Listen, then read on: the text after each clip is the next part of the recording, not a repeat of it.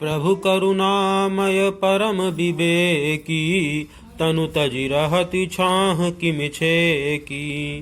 प्रभा जाई कहाँ भानु बिहाई, कहाँ चंद्रिका चंदु तजि जाई।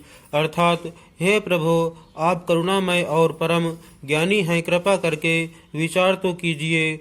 शरीर को छोड़कर छाया अलग कैसे रोकी रह सकती है? सूर्य की प्रभा सूर्य को छोड़कर कहाँ जा सकती है? और चांदनी चंद्रमा को त्याग कर कहाँ जा सकती है? पति ही प्रेममय विनय सुनाई, कहति सचिव सन गिरा सुहाई। तुम पितु ससुर सरिस हितकारी, उतरु देऊ फिरी अनुचित भारी। अर्थात इस प्रकार पति को प्रेममय विनती सुनाकर सीता जी मंत्री से सुहावनी वाणी कहने लगी, आप मेरे पिताजी और ससुर जी के समान मेरा हित करने वाले हैं। आपको मैं बदले में उत्तर देती हूँ, यह बहुत ही अनुचित है। आरती बस सन्मुख भयूं, बिलगु न मानव तात। आरज सुत पद कमल बिनु, बादी जहाँ लगी नात। अर्थात किंतु हे तात, मैं आर्त होकर ही आपके सम्मुख हुई हूँ, आप बुरा न मानिएगा। आर्यपुत्र स्वामी के चरण कमलों के बिना जगत में जहाँ तक नाते हैं सभी मेरे लिए व्यर्थ हैं। पितु वैभव विलास मैं डीठा, नप मणि मुकुट मिलित पद पीठा।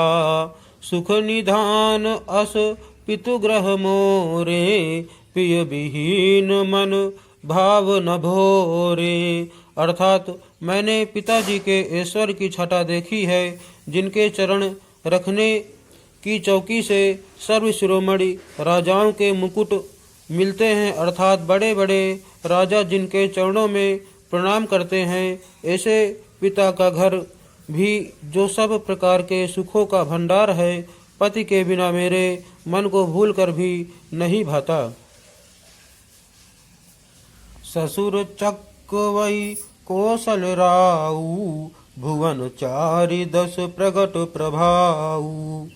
आगे होई जही सुरपति लेई, अरध सिंहासन आसन देई। अर्थात मेरे ससुर कौशल राज चक्रवर्ती सम्राट हैं, जिनका प्रभाव 14 लोकों में प्रकट है। इंद्र भी आगे होकर जिनका स्वागत करता है और अपने आधे सिंहासन पर बैठने के लिए स्थान देता है। ससुर एतादृश अवध निवासु, प्रिय परिवारु मातु समसासु। बिनु रघुपति पद पदुम परागा, मोहि केउ सपने हूँ सुखद न लागा। अर्थात ऐसे ऐश्वर और प्रभावशाली ससुर, उनकी राजधानी अयोध्या का निवास, प्रिय कुटुंबी और माता के समान सासुएं, ये कोई भी श्री रघुनाथ जी के चरण कमलों की रज के बिना मुझे स्वप्न में भी सुखदायक नहीं लगते।